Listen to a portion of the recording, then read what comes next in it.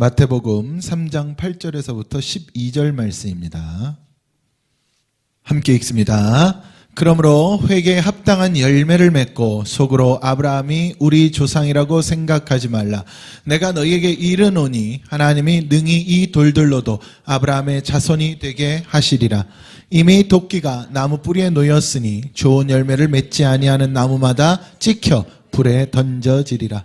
나는 너희로 회개하게 하기 위하여 물로 세례를 베풀거니와 내 뒤에 오시는 이는 나보다 능력이 많으시니 나는 그의 신을 들기도 감당하지 못하겠노라. 그는 성령과 불로 너희에게 세례를 베푸실 것이요 손에 키를 들고 자기의 타작마당을 정하게 하사 알곡은 모아 곡간에 들이고 쭉정이는 꺼지지 않는 불에 태우시리라. 아멘. 오늘 말씀 회개에 합당한 열매를 이야기하려고 합니다. 회개에 합당한 열매. 성경 속에서는 회개에 합당한 열매를 맺으라 이렇게 이야기하고 있죠. 성경은요, 예수 그리스도도 그러셨고 열매를 강조하셨어요. 열매가 있어야 된다 그러셨고, 오늘 세례 요한도 뭐라고 이야기해요? 열매가 있어야 된다고 이야기를 합니다. 그러면서 오늘 본문 말씀 12절에 보면 이렇게 나와 있죠. 손에 키를 들고 자기의 타작마당을 정하게 할 때에 알곡은 모아 곡간에 들이고 쭉정이는 어떻게 한다? 꺼지지 않는 불에 태우시리라. 여기서 열매와 쭉정이를 구분한다는 이야기예요. 알곡은 열매고 쭉정이는 열매가 없다는 이야기니까. 자, 그럼 여기서 꺼지지 않는 불에 태운다는, 꺼지지 않는 불은 무엇이겠어요? 지옥이죠. 영원히 꺼지지 않는 불은 지옥밖에 없습니다. 그러니까 우리가 이 세상을 살아가는 동안에는 타작마당에 있다는 이야기예요. 우리가 이 땅 가운데서 자기의 타작마당 가운데에서 이제 여기서 우리는 다 무엇을 심판을 받는다. 이것을 이야기하죠. 이것은 우리가 피할 수 없는 재림의 은혜를 이야기하니까. 그래서 구원받을 열매들은 무엇을 기다리고? 재림을 기다리고. 지옥 갈 쭉정이들은 재림을 두려워할 수밖에 없죠. 그래서 안 믿고 안 기다릴 수밖에 없는 거예요. 그래서 이 쭉정이는 열매가 없다. 열매가 없다는 이야기는 어디 간다는 뜻이라고요? 지옥 간다는 뜻이죠. 그래서 열매가 중요하다. 우리는 절대로 쭉정이 되면 안 됩니다. 반드시 무엇이 돼야 돼요? 열매가 돼야 되고 알곡이 돼야 된다는 이야기죠. 그 참 비참한 건 무엇이겠어요? 내가 알곡인 줄 알았는데 나중에 타작마당에서 보니까 내가 무엇일 때에? 쭉정이었을 때. 그래서 성경은 이렇게 표현했잖아요. 슬피 울며 이를 갈리라 그랬죠. 그러니까 얼마나 비참하고 얼마나 슬픈 일이겠어요. 나는 내가 알곡인 줄 알고 열심히 한다고 해왔는데 지나고 보니까 쭉정이었을 때. 예수님께서 그것들을 이미 경고하셨죠. 바리새인과 서기관들과 제사장들과 그들에게 이미 경고하셨죠. 회칠한 무덤이 되면 안 되고 화 있을진저 독사의 자식들아. 이게 무엇이란 이야기예요? 너희가 아무리 하나님 믿는다 그러고 믿음으로 살아간다 그러고 성전 중심으로 예배한다 할지라도 너희가 무엇이란 이야기예요? 쭉정이란 이야기죠. 그러니까 얼마나 이게 비참한 일이에요. 오늘날 근데 사실은 그게 많습니다. 여러분, 바리새인 서기관들, 제사장들이라는 것이 이 시대에만 있었던 것은 그냥 그 명칭일 뿐이고요. 신앙의 모습으로는 오늘날 이 시대에도 동일하게 존재합니다. 이 시대에도 바리새인들이 있고 서기관들이 있고 제사장들이 있는 거예요. 율법주의자들이 있고요. 지식론자들이 있고요. 전부 다 이 땅 가운데 현재 동일하게 존재를 하는 겁니다. 그래서 성경 말씀을 어떤 사람들은 율법으로 보고 어떤 사람들은 행위론으로 보고 어떤 사람들은 이론과 지식으로 보고 학문으로 보고 이것들이 다 나뉘어져 있다는 이야기죠.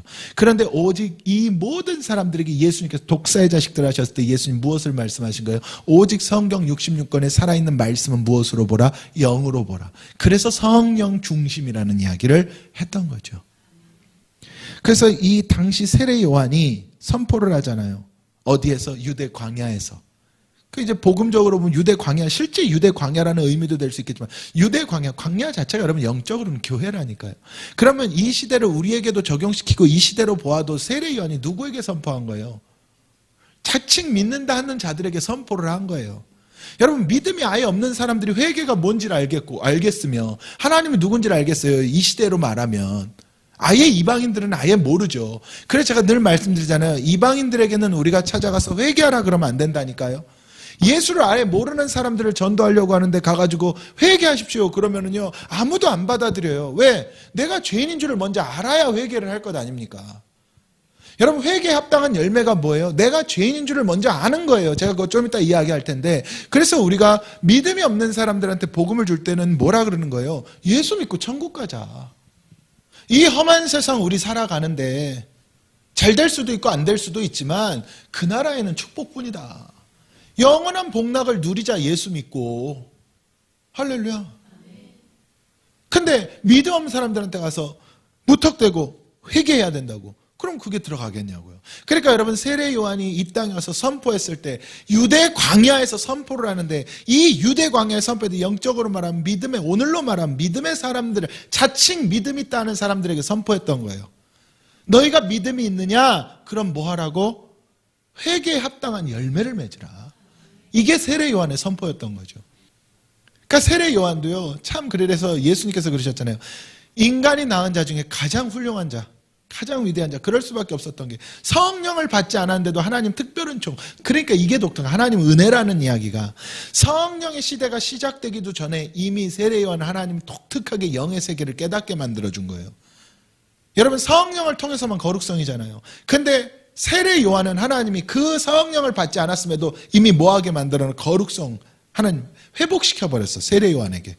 그러니까 메뚜기가 석청을 먹으며 약대 털옷을 입고, 이 영적으로 거룩성이거든요. 그러니까 그 상황 속에서 이 세례 요한이 뭐 했다느냐, 하나님의 복음을 선포하는데, 이 복음의 메시지가 곧 뭐였어요? 예수였어요. 그래서 세례 요한은 예수를 선포하죠. 그러니까 예수가 뭐라는 이야기입니까? 복음이라는 이야기예요. 근데 이 예수에 대한 복음을 누구에게? 이방인들이 아닌 자칭 믿음의 사람들에게, 바리새인들에게, 서기관들에게, 제사장들에게, 유대인들에게. 그러니까 미운 털이 박힌 것 아닙니까? 헤롯 왕도 마찬가지였잖아요. 누구의 왕이에요? 헤롯 왕이 유대인의 왕입니다, 여러분. 헤롯 왕에게도 세례 요한은 선포를 한 거예요. 그러니까 세례 요한에게 누가 미움을 가졌어요? 헤롯의 모든 가족들이 미움을 가졌잖아요. 헤롯 왕도 그랬고. 그러니까 그 딸의 요청에 따라서 뭐 했던 거예요? 목을 쳤지 않습니까? 그래서 여러분, 믿음의 사람이라는 사람들, 그들에게, 오늘날 우리에게, 자칭 기독교인이라는 우리에게 이 말씀 동일하게 선포되는 거예요. 회개에 합당한 열매를 맺으라. 그 열매가 없으면 우리는 결국 어디에 들어갈 수밖에 없다? 지옥 불 가운데 태워질 수밖에 없다. 근데 여러분, 신앙생활하면서 교회에서 목사님들이 천국과 지옥에 대해서 막 선포하면 어떤 분들은 거부감을 느끼고 어떤 분들은 불편해하고. 근데 여러분, 생각해 보세요. 천국과 지옥에 문제가 없다면 여러분들 이 자리에 지금 있을 필요 없는 것 아닙니까? 저와 여러분들이 만날 필요가 없는 것 아니겠어요? 천국과 지옥의 문제가 아니라면 우리가 만날 일도 없었고, 여러분들이 이 자리에 있을 필요도 없고, 저도 여기서 설교할 필요가 없는 거예요. 우리가 이 성경을 통해서 모든 것들을 우리 삶에 적용시키고자 하고 깨닫고자 함은 결국에는 천국과 지옥의 문제 때문에 우리가 천국 백성으로서 어떻게 살아가야 되는가, 또는 그 살아가는 삶의, 이 삶의 모습, 삶의 믿음에 대한 굳건함이 있기 전에는, 그럼 내가 천국과 지옥이 있기 때문에 내가 예수 믿어야 되는구나, 내가 예수 안에 살아가야 되는구나, 말씀으로 살아가야 되는구나를 깨닫게 만들기 위함 아니겠어요? 궁극적으로 예수님이 이 땅에 오신 이유가 뭡니까? 천국과 지옥의 문제를 해결하고 나누기 위함 아닙니까? 결국에는 예수님, 초림의 예수는 무엇을 위해 오셨고, 구원을 위해 오셨고, 재림의 예수는 무엇을 위해 오시는 거예요? 심판을 위해 오신다고 그랬잖아요. 할렐루야. 근데 노아의 방주 사건 이후에 그랬죠. 예수님의 은혜를 하나님 뭐라고 표현합니까? 내가 너희를 이제 다시는 뭘로 심판하지 않겠다? 물로 심판하지 않겠다. 여러분, 이게 그냥 복음의 시각으로 보잖아요. 물의 심판은 회복력이 있다는 이야기예요. 물로 심판한 가운데 다시 뭐 했어요? 새롭게 시작이 되잖아요. 근데 불의 심판 가운데는 뭐란 뜻입니까? 엔드입니다, 엔드. 불의 심판은 그냥 끝이에요, 끝. 그래서 물의 심판은 무엇이고? 그림자인 거예요. 그래서 아담이 뭔 거예요? 예수의 그림자인 거예요. 이걸 이야기했던 거예요. 노아도 예수 그리스도의 뭘로 나타나고? 그림자로 나타나고. 왜냐하면 구원자로 나타나니까. 그러니까 이건 물의 심판은 끊임없이 무엇을 보였던 거예요? 그림자를 통해서 앞으로 다가올 불심판에 대한 예언이에요. 그래서 세례 요한이 신약 성경에 이제 비로소 그 본체이신 예수 그리스도가 오실 때 뭐라 그래요? 나는 너에게 물로써 세례를 베풀지만 내 뒤에 오시는 이는 불로써 역사한다고. 그러니까 세례 요한이 성령을 받지 않았음에도 하나님이 특별한 총 열어준 거예요. 그래서 여러분, 모든 것이 하나님의 은혜라는 이야기죠. 성령 받아서 뭐 내가 은사를 행하고 뭐 한다고 내 능력 아닙니다, 여러분. 하나님이 열어줘야 되는 모든 것들 하나님이 열어줘야 돼. 그 세례 요한 진짜 위대한 사람인 거예요. 근데 위대한 게 세례 요한이 뛰어나서 위대한 게 아니라 뭐가 위대한 거예요? 하나님이 붙잡고 은혜를 열어줬기 때문에 위대한 거예요. 할렐루야. 그래서 우리가 반드시 열매 맺어야 되는데 그 열매가 뭐다? 회개. 회개가 열매라니까 여러분. 그래서 여러분 생각해 보세요. 우리가 회개하려면 뭐가 있어야 됩니까? 아니 죄가 있어야 회개를 하지. 간단하게 여러분 어렵게 생각할 필요 없습니다. 누가 회개하는 거예요? 죄 있는 사람 회개하는 거예요. 그럼 반대로 이야기해서 나는 회개 안 하는 사람들은 뭐가 없다는 이야기예요. 자기 스스로가. 자, 죄 없는 자가 있어요 없어요? 그 말이에요. 모든 사람이 죄를 범하였으면 하나님의 영광에 이르지 못하였다 그랬잖아요. 그런데 그때 누가 온 거예요? 예수 그리스도가 오셨잖아. 예수 그리스도가 오셔서 우리의 모든 죄의 문제를 어떻게 해결을 했죠. 이제 비로소 뭐 하게 된 거예요? 회개한 자의 삶을 살게 되는 거예요. 죄 문제가 해결된 자의 삶을 살게 되는 거라고. 근데 우리가 오늘날 살아가면서 맞죠? 영적으로 보면 뭐가 없어요? 죄가 없는 게 맞아요. 왜? 이미 예수 그리스도가 뭐 했으니까? 감당했으니까. 이게 맞습니다. 이게 그 구속의 은혜라는 이야기예요. 여러분 제가 지난 시간에 설명하고 요즘에 계속 구원론, 사실은 이 세례요한 이 사건 구원론에 대한 설명인데 구원론을 이해할 때 여러분 다른 어떤 것보다 이것 한 가지만 기억하시면 된다니까요. 세례요한이 이 땅에 와서 예수 그리스도가 요단강에서 이 세례요한에게 뭘 받아요? 세례를 받잖아요. 그때 세례요한에게 예수님 뭐라고 말씀하십니까? 이게 하나님의 의를 이루는 일이라 그러셨어요. 그래서 세례요한이 그 말을 믿고 뭐합니까? 예수님께 세례를 베풀죠. 근데 세례를 베풀 때 그때 뭐한 거예요? 모든 우리 인간들, 즉 구원받을 백성들, 다시 말하면 여러분 예수 그리스도라는 이름의 뜻이 뭡니까? 예수 그리스도, 자기 백성을 그들의 죄에서부터 구원할 자. 이 말 한마디를 요셉이 들었기 때문에 마리아 데리고 온 것 아니에요? 이게 예수 그리스도입니다. 이 예수 그리스도를 통하여서 무엇이 구원을 받아야 돼? 자기 백성들이에요. 아무나 모든 사람이 아닙니다. 예수님은 누굴 위해 오신 분이에요? 자기 백성을 위해 오신 분이에요. 이거는 성경에 기록된 바이기 때문에 우리는 이것을 부정할 수가 없는 거예요. 그러면 자기 백성을 위해서 예수님 구원하기 위해서 이 땅에 오셨다. 그리고 뭐 하는 겁니까? 세례 요한에게 세례를 받으심으로 말미암아 그 자기 백성들의 모든 죄를 갖고 오신 거예요. 이게 구원론의 핵심이라니까요, 여러분. 모든 죄를 갖고 오셨어. 그래서 예수 그리스도에게 뭐가 전가되는 거예요? 자기 백성들의 모든 죄가 다 그대로 전가되는 거예요. 과거나 현재나 미래나 모든 죄, 그러니까 하나님의 이 창조 섭리 가운데 있는 모든 자기 백성들의 죄를 다 가져가는 거예요. 이게 이해되셨죠? 할렐루야. 그러면 그렇게 예수 그리스도를 통해서 그 죄를 딱 가지고 씻었어. 씻고 우리는 깨끗해졌잖아요. 그리고 예수님 그 죄를 지고 어디 가셨어? 십자가를 지셨죠. 그 십자가를 지시고 부활하심으로 말미암아 우리에게 가져간 모든 죄를 뭐 한 거예요? 회복을 시킨 거예요. 그러니까 우리가 지금 이야기할 때 우리에게 지금 죄가 있어요 없어요? 없다는 이야기라니까. 우리는 죄가 없는 거예요. 근데 제가 그 말씀 드렸죠. 내가 죄가 없어. 예수님이 이미 해결을 해서 없는 거지. 그렇죠? 예수님이 해결을 한 거예요. 그러면 예수님이 해결을 했기 때문에 나는 이제 죄가 없으니까 내 맘대로 살아도가 아니라 만약에 내가 이 땅 가운데 아니고 그냥 내가 예수님 내 죄를 해결하시고 나 바로 죽으면 괜찮아. 지금 제가 설명을 하는 거예요, 여러분. 내가 예수님 죄 바로 죽으면 괜찮다고. 그러면은 뭐 회개고 뭐고 필요 없어. 예수님 이미 해결했으니까. 그러니까 즉 이 세상 가운데 안 살면 된다는 이야기예요. 이 세상에 안 살면 돼. 근데 성경에도 기록된 바 뭐라 그랬어요? 이 세상 사람들과 섞이지 않으려면 여기를 떠나야 된다 그랬어. 아멘. 그러니까 우리가 이 세상을 살아가는 동안에는 무엇과 동행해? 죄와 동행한다는 이야기예요. 맞죠? 그러니까 내 죄를 이미 예수님께서 깨끗게 하셨어. 하셨는데 또다시 내가 죄를 지으면 돼요 안 돼요? 안 되잖아. 그래서 예수님께서 무엇을 주시고 가신 거예요? 예수님께서 회개의 은혜를 주고 가신 거예요. 이게. 그래서 제가 지난 시간에도 말씀드렸지만 우리가 스스로 회개가 돼요 안 돼요? 안 되잖아. 원래 안 된다니까 여러분. 내가 아무리 나는 죄입니다 하나님 용서해주세요. 용서해줘요 안 해줘요? 안 해준다니까. 그래서 구약에서는 하나님이 도저히 안 되겠으니까 뭐 한 거예요? 흠없는 짐승, 이게 영적으로 말하면 죄 없는 이 죄 가득한 너 말고 흠없는 짐승을 하나님 앞에 드림으로 말미암아 그게 넌 줄을 깨달으라 그랬던 거예요. 이렇게 죽어서 피를 흘리고 모든 내장을 다 태워 없애버려야 되는 넌 줄을 깨달으라 그랬던 것 아니에요? 그것이 이제 신약 성경에서 예수 그리스도로 말미암아 비로소 해결이 된 거예요. 비로소 해결이 되었는데 그럼에도 불구하고 우리가 이 땅을 살아있는 동안에는 무엇과 동행해? 죄와 동행하잖아요. 지금 이해되시죠? 무슨 말씀인지. 그러니까 예수님께서 우리를 깨끗게 하셨다는 것은 영적으로는 깨끗해진 게 맞아요. 그러나 육체가 살아있잖아요. 그러니까 뭐하게 만든 거예요?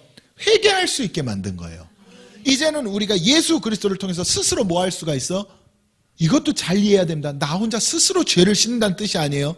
스스로 회개한다는 이야기는 이제 예수님이 십자가를 지시지 않아도 2000년 전 예수 그리스도의 보혈의 피를 내가 기도하고 간구함으로 말미암아 깨달음으로 말미암아 내게 부른다는 이야기야.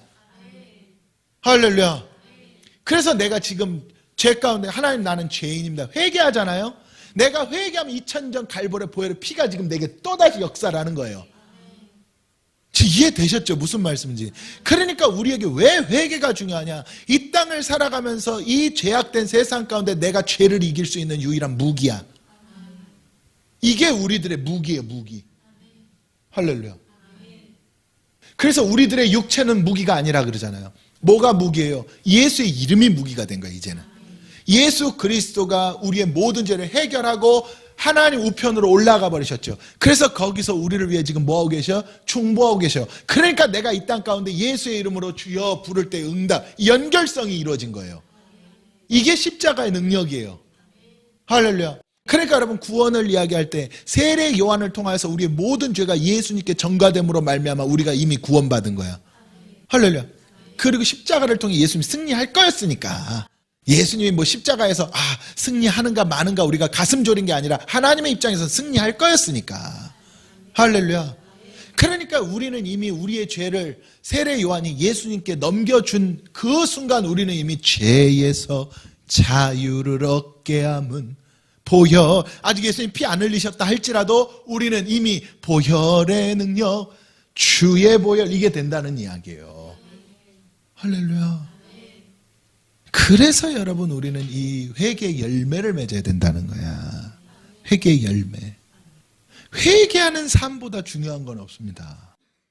회개의 삶. 그럼 회개의 삶의 근본이 뭐예요? 내가 죄인인 줄을 깨닫는 거예요. 그 내가 죄인인 줄을 깨달아야 여러분 예수 피가 2000년 갈보리 예수 피가 지금도 내게 역사를 한다니까. 그러니까 2000년 전 예수 그리스도 세례 요한이 예수 그리스도에게 전가시켰을 때는 인성이 예수를 통한 인자를 통한 역사였고 이제는 예수님 우리 옆에 안 계시잖아요. 안 계시잖아. 그 예수님의 능력 이제 무엇으로 역사하는 거예요? 영으로 역사하는 거예요. 이 영으로 역사하려면 내가 뭔 줄을 알아야 돼? 죄인인 줄을 알아야 돼. 할렐루야. 세례 요한이 예수님께 죄를 전가할 때는 우리가 죄인인 줄을 몰랐잖아요. 사람들 누가 죄인인 줄 알았어? 아무도 몰랐지. 근데 그럼에도 불구하고 예수님이 그냥 이루어버리신 거예요. 그럼 그 사건을 통해서 이제 우리는 뭐 할 수 있게 됐어요? 깨달을 수 있게 된 거예요. 원래 못 깨달았다니까요. 근데 이제는 깨달을 수 있게 된 거예요. 예수를 통하여서 우리가 구원을 받았구나. 이걸 비로소 깨달을 수 있게 된 거예요. 이것을 깨닫지 못했잖아요, 사람들이. 그러니까 예수님 뭐라 그래요? 내가 너에게 보일 것은 어떤 표적이 아니라 요나의 표적밖에 없다고. 그래도 못 깨달았잖아요.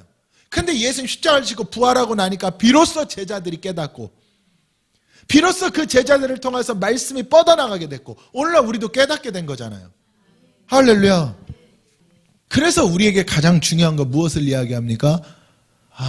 내가 영적으로 봤을 때 항상 나는 누가 필요하구나? 그래, 예수가 필요하구나. 그러니까 나는 내가 뭔 줄을 알아 예수가 내게 역사하겠어요? 그래, 죄인인 줄 알아 역사. 아니면 역사를 못해. 여러분 신앙의 근본은 내가 죄인인 줄 알아야 돼. 그래서 죄가 없다고 하면 안 되는 거예요. 내가 뭘 잘못했냐고 하면 안 되는 거예요. 그래서 우리는 복음으로 보니까 세상에선 잘잘못을 따지죠. 복음은 아닙니다. 그래서 제가 목사지만 목사님이라도 이 회개의 열매가 없으면 쭉정입니다. 쭉정이에요. 그래서 목사는요 가르치는 직업이 아닙니다. 목사는 뭐예요? 십자가를 지어주는 거예요. 그래서 저도요 참 용감할 때 있었죠. 말씀으로 막 부수고 막 이거 틀렸습니다. 저거 틀렸습니다. 근데 그게 아니라 내가 그 성도들의 그 십자가를 대신 지어주고 같이 울어주는 거예요. 그러니까 같이 울어준다는 게 육으로 온다는 게 아니라 기도로. 그 십자가를 지고 예수님께서 우리를 위하여서 겟세마네에서 기도했던 것처럼 나도 성도들을 위해 십자가를 지고 겟세마네에서 기도를 해야 되는 거예요. 그게 목회였는데, 근데 뭐 하면 되는 줄 알고, 가르치면 되는 줄 알고, 이렇게 해야 됩니다, 저렇게 해야 됩니다 하면 되는 줄 알고, 안 됩니다. 여러분, 예수님 이 땅에 오셔서 3년 6개월 동안 가르치셨어요, 안 가르치셨어요? 되든가요, 안 되든가요? 안 됐잖아요. 안 됐잖아요. 누가 됐어요? 아무도 안 됐잖아요. 그러니까 예수님께서도 무엇을 지어버리신 거예요? 십자가를 지어버리신 거예요. 회개에 합당한 열매. 내가 죄인인 줄을 아는 것이 그래서 회개에 합당한 열매. 우리가 정죄하고 비판하면 회개가 없는 거예요. 참 이게 신앙생활에서 가장 어려운 부분이에요. 근데 우리에게. 여러분, 우리는 꼭 기억합시다. 이 교회 안에서도 마찬가지고 뿐만 아니라 내가 속한 그 어떤 곳에서도 나보다 큰 죄인은 없어요. 나보다 큰 죄인은 없습니다. 그거를 깨달을 때에 거기에서 뭐가 나가? 은혜가 나간다니까, 여러분. 그리고 그렇게 내가 가장 큰 죄인이 돼야, 여러분, 하나님의 긍휼과 자비와 사랑은 누구에게 제일 먼저 가는지 아세요? 제일 큰 죄인에게. 거기서 우리가, 그럼 또 사람들 그랬죠. 목사님, 그러면은 그 악독한 살인마나 이런 놈들에게 더 먼저 가겠네요. 그들이 죄인 줄을 알아야. 그리고 그 죄인 줄 깨닫는 게 무엇 안에서? 예수 안에서. 이 구원의 원리를 깨닫고 죄인인 줄 알면 갑니다. 하나님의 은혜와 사랑과 자비가. 근데 그게 쉽지 않잖아요. 악에 붙잡혀 있으니까. 근데 우리는 목사님, 저는 악에 붙잡혀 있지 않아요. 그래도 저 나름대로 선합니다. 저 사람보단 제가 좀 선하지 않습니까? 이걸 깨트려야 되는데, 우리가 사실은 이걸 깨트려야 되는 거예요. 그래서요, 정말로 예수 그리스도를 이야기해 자기 백성을 그들의 죄에서 구원할 자이신데, 이 모든 일은 주께서 뭐라 그랬냐? 선지자로 하신 말씀을 이루려 하심이라 그랬어요. 말씀을 이루기 위해서 예수 그리스도 이 땅에 보내셨다는 이야기잖아요. 그리고 그 예수 그리스도를 통해서 십자가를 이루게 하시고, 이것이 뭐란 이야기예요?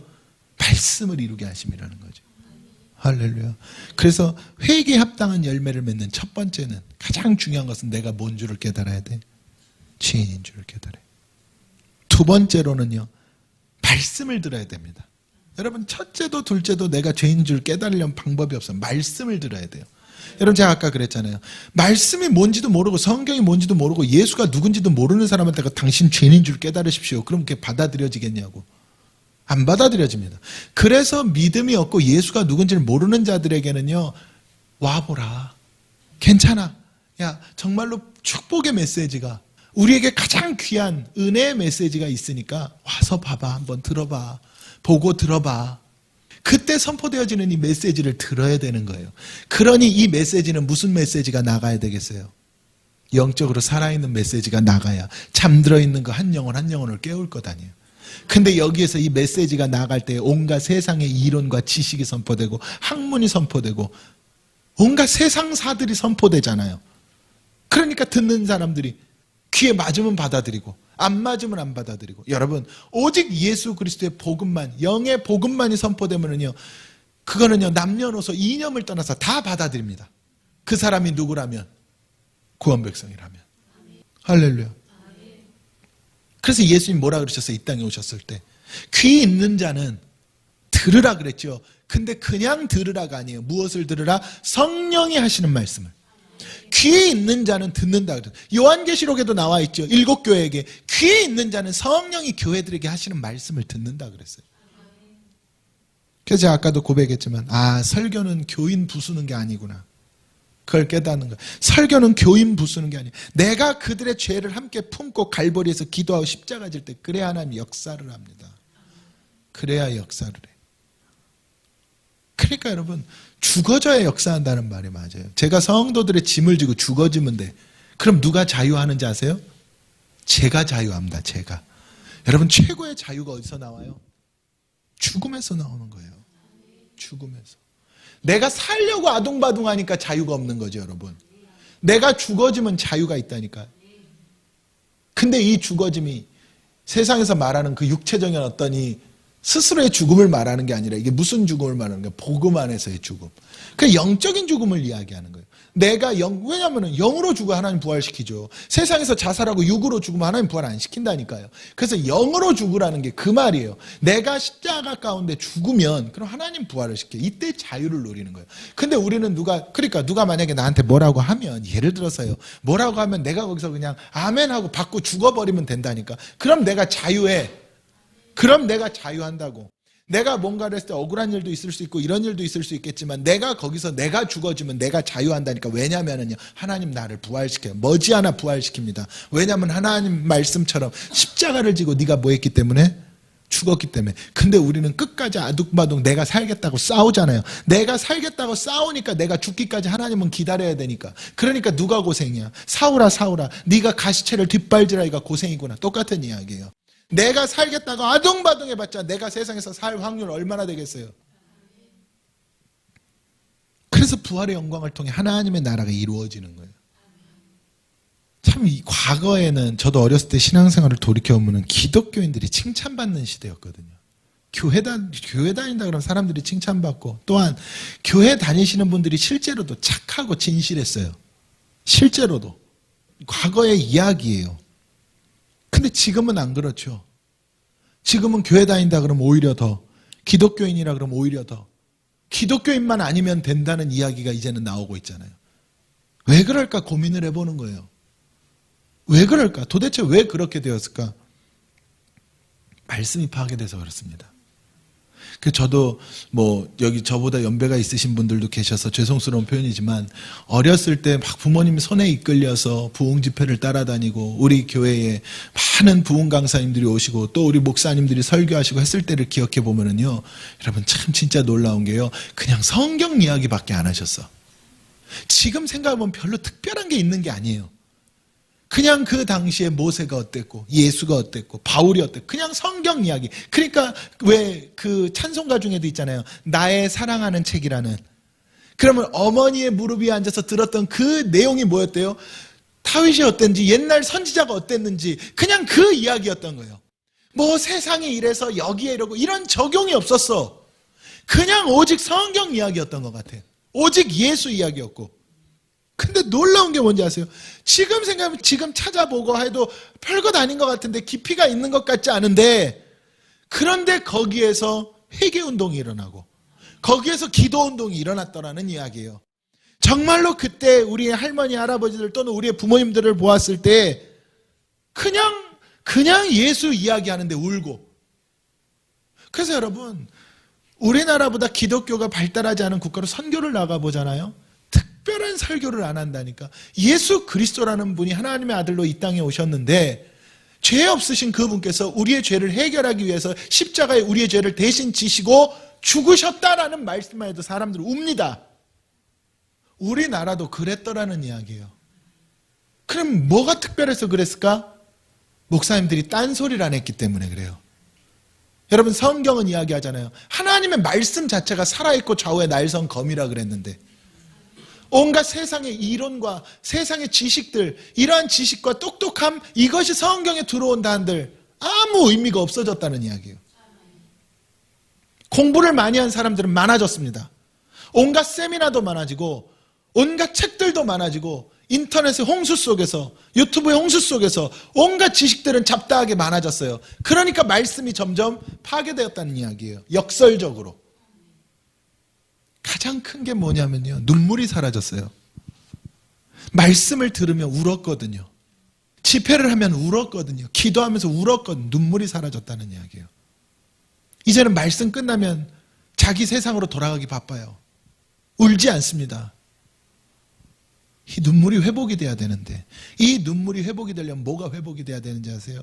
말씀이 회복이 돼야 됩니다. 그래서 제가 목회자지만 참 목회자로서 성도님들에게 죄송하고 너무너무 미안한 거죠. 이 말씀을 훼손시킨 거는 성도들이 아니에요. 이게 회복이 돼야 됩니다.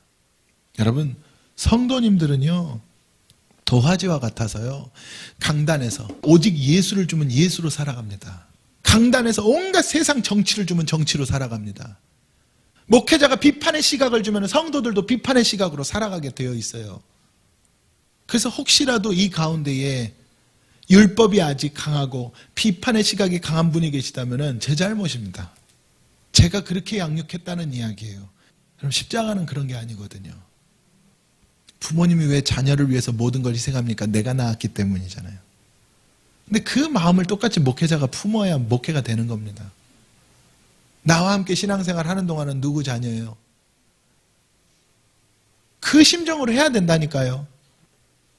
할렐루야. 우리는 이 눈물이 회복되기를 주님의 이름으로 축원합니다. 이 은혜가 회복되기를 축원합니다. 그러니까 많은 분들이 조영기 목사님이 옛날에 어땠고 과거에 목사님들 많이 이렇게도 비판하고 그들의 신학이 잘못됐다. 여러분 진짜 교만한 거예요. 정말 교만한 거예요.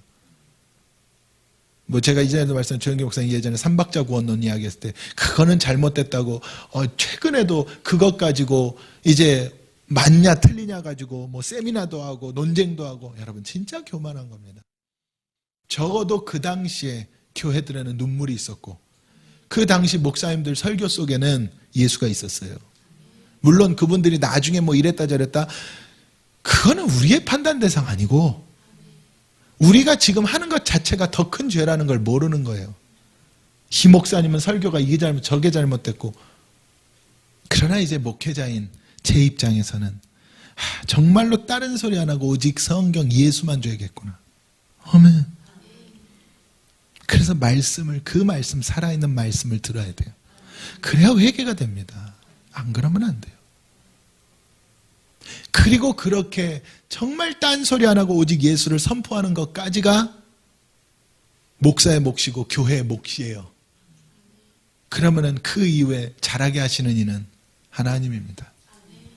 근데 온갖 세상 잡스러운 것들을 주고 나니까 잘하지도 않고 잘하지도 하나님이 역사를 안 하니까 내가 어떻게 해보려고 하고 하다가 잘 되면 소 뒷걸음질 치다가 쥐 잡는 격으로 잘 되면 오케이지만 안 되면 완전히 사단의 놀이터가 돼버리는 얼마나 안타까운 일입니까?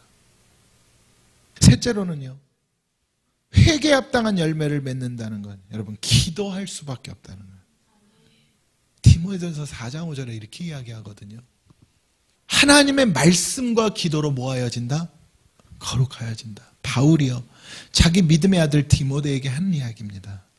디모데야, 네가 이제 내 뒤를 이어서 이 사역을 이어받아야 되는데 그럼 뭐하라? 하나님의 말씀과 기도로 거룩하여져라.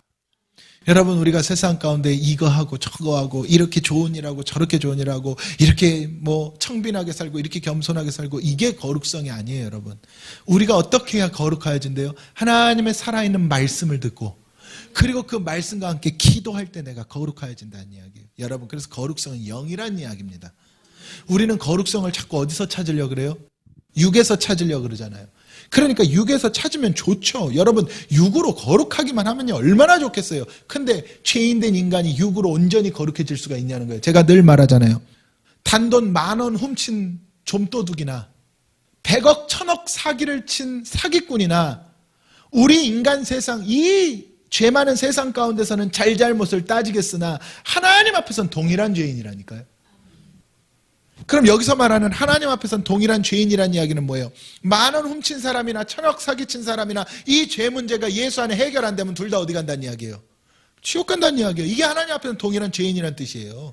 그래서 영적인 거룩성을 회복을 해야 되는 거예요. 그래서 제가 아까 회개 이야기를 한 이유가 그것 아닙니까? 온전히 거룩하게 살 수 없으면 내가 죄인인 줄을 고백해야 되는 거예요.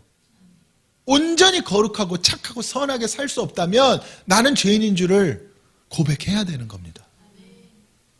그래서 여러분 기도가 뭐냐면 여러 가지 이유가 있지만 기도를 통해서 내가 살아있게 만들고 기도함으로 말미암아 내가 끊임없이 하나님 앞에 뭐하게 만들어요? 회개하게 만들고 기도를 통해서 내가 끊임없이 간구하게 만드는데 무엇을 간구해? 하나님 날 거룩하게 하소서. 할렐루야. 근데 이 기도가 더 중요한 이유가 있습니다. 지금 예수님께서 어디서 기도하고 계시다고요? 하나님 우편에 우리를 위해 기도하고 계시죠. 이게 중보예요. 맞죠? 그러면 이 하나님 우편에서 예수님이 우리를 위해 기도하고 계시는 이 역사가 우리 영혼을 붙잡아 준단 말이에요. 그럼 우리의 영혼을 붙잡아 주면 이 붙잡힌 영혼을 통해서 우리의 육체 가운데 그 날아가는 그 순간까지 무슨 삶을 살아야 돼요?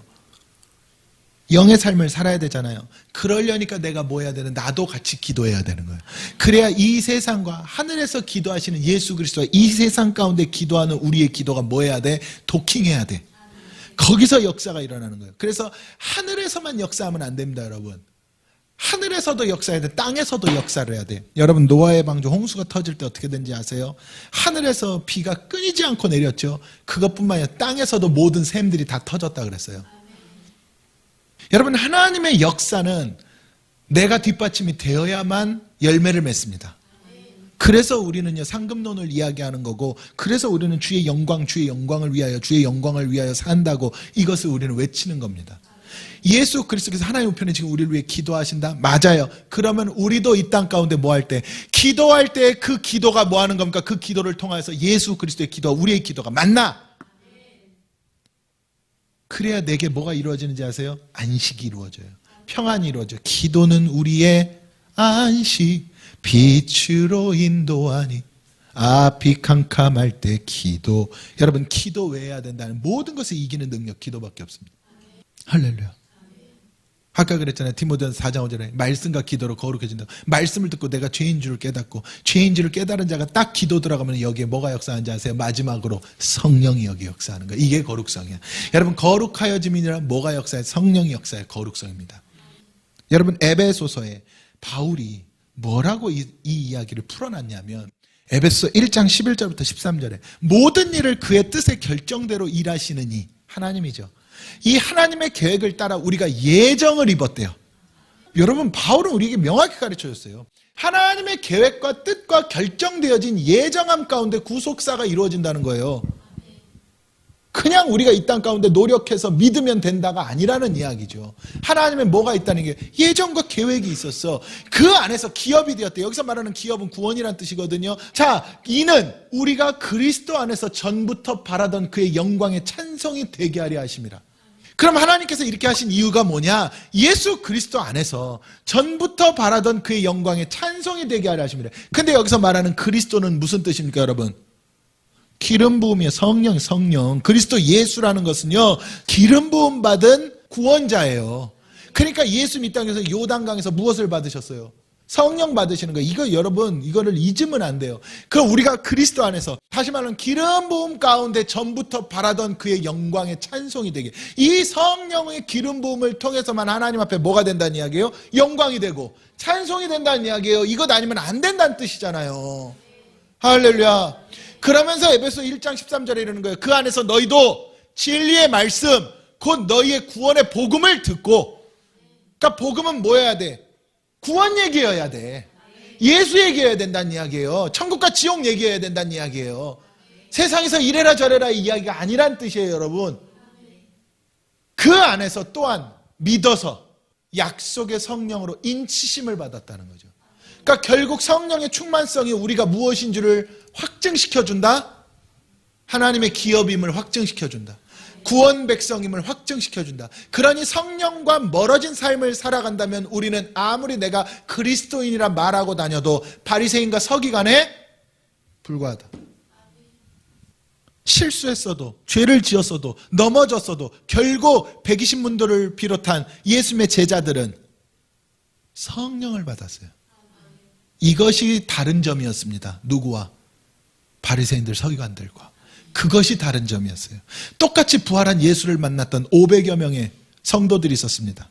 그 500여 명의 제자들 가운데 380명은 떠났습니다. 무엇을 받지 않고? 성령을 받지 않고. 그들은 약속의 성령으로 인치심을 받지 못했다는 이야기예요. 그러니까 얼마나 놀랍습니까, 여러분? 물론 그들이 나중에 또 어떻게 성령을 받았는지 깨닫고 돌아왔는지 그건 우리가 알 수 없습니다. 알 수 없지만 우리는 우리에게 주어진 내용만 가지고 보니까. 그래서 여러분, 구원의 복음을 듣고 믿어지는 사람은 성령 받는데요. 성령으로 인치심을 받아요. 그래서 제가 그렇게 표현을 했던 거예요. 성령은 이미 구원받은 사람들에게는 이미 임했다고. 그래서 제가 그렇게 표현을 했던 거예요. 이미 임했다고. 이제는 성령의 시대니까. 하나님 그렇게 역사하신다고. 제자들은 기도하고 성령을 받았지만 이제 우리가 태어난 시대는 또 다른 거예요, 여러분. 이미 성령을 통해서 운행하는 완전한 전 세계의 어떤 복음의 원리도 성령이 아니면 안 되는 시대. 할렐루야. 그러니까 하나님의 구속의 은혜를 입은 자들은 성령의 인치심을 받을 수밖에 없다. 성령의 인치심을 받으면 여러분 성령으로 살아야 됩니다. 그래야 역사하는 거예요. 마지막으로, 그럼 이러한 일들을 우리에게 쭉 주신 하나님께서 마지막으로 우리에게 한 가지를 요구하시는데, 회개에 합당한 열매를 맺기까지, 열매를 맺으려면 마지막에 가장 꽃이 하나가 있어요. 기도도 중요하고 말씀도 정말 내가 들어야 되고 성령으로 살아가야 되는데, 이 모든 것을 완성시키는 꽃이 있어요. 그게 뭔지 아십니까? 인내입니다. 모든 열매의 꽃은 인내예요. 여러분, 아무리 좋은 땅에 아무리 좋은 걸 심고 아무리 좋은 양분을 준다 할지라도 뭐가 필요해요? 시간이 필요해요. 하루아침에 일어나는 일은 아무것도 없습니다. 여러분, 하나님이 능력이 없으셔서 창조하실 때 6일이 걸리셨을까요? 하루 만에 후딱 안 되셨을까요? 여러분, 성경의 원리를 통해 가르쳐 주시는 거예요. 모든 것의 열매는 무엇을 통하여? 인내를 통하여. 그래서 그 인내가 있을 때 우리가 연단도 되고, 그 인내를 통해서 우리가 소망도 품고, 그 인내를 통하여서 우리가 자라고 성장하고, 반드시 인내가 필요하다는 거죠. 여러분, 저는 이 인내의 열매가 우리 모두에게 있기를 주님의 이름으로 축원합니다. 조급해하지 마시고 하나님은 반드시 때가 되면 이룬다 그랬잖아요. 그러니까 이걸 깨달은 바울이 그랬잖아요. 나는 심었다. 심었고 아볼로는 물 줬고 자라게 하시니 하나님이시다. 이게 인내입니다. 인내. 여러분, 내가 있으니까 얼른 하나님 빨리. 아니, 우리가 아무리 빨리 해봤자 하나님은 당신의 계획 속에서 일하시는 분이에요. 그럼 내게 필요한 건 뭐겠어요? 아버지의 때를 이룰 때까지 나는 인내하는 겁니다. 말씀과 기도로 거룩하여지면서 인내하는 거예요. 그럼 하나님 때가 되면 역사를 한다는 거죠. 저는 그러한 은혜가 있기를 주님의 이름으로 축원합니다. 저는 말씀 맺을게요. 회개에 합당한 열매를 맺으라. 저는 그러한 위대한 역사가 우리 가운데 있기를 주님의 이름으로 축원합니다.